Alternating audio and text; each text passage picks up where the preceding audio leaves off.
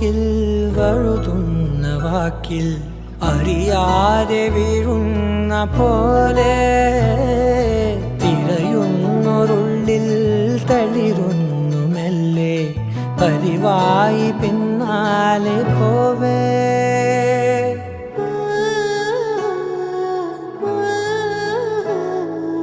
അവളുടെ മിഴിയിലെ മൊഴി അറിയാം